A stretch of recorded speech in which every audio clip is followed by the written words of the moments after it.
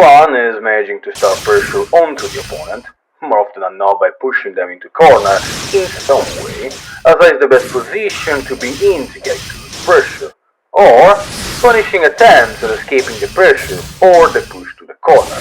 You see, the two behaviors feed into each other, as you have to set up the push to corner so they are pushed to try and escape it, at which point you'll be able to punish them for trying to do so, and obviously abuse the respect when given to you, so you can push them to the corner and repeat the cycle again and again and again. Useless to say, but all of this is very cool.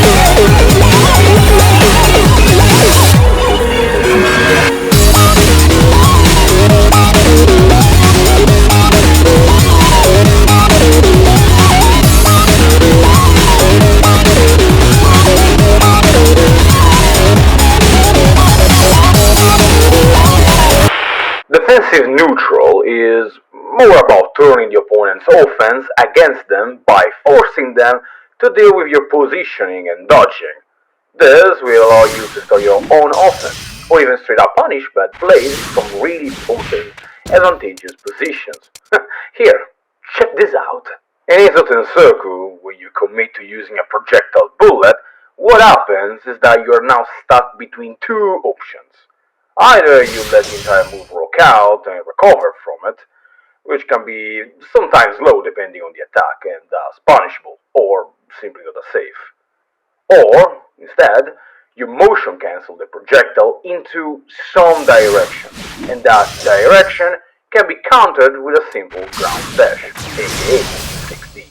The 6D will chase down a back jump or a back dash, side switch, often back to a center-straight neutral state, by the way, forward jumps, and sadly, be somewhat countered by neutral jumps, but you rarely will get punished for this, as this option requires the opponent to read your ground dash in the first place, meaning you force them to adapt to you and your play, still at your advantage.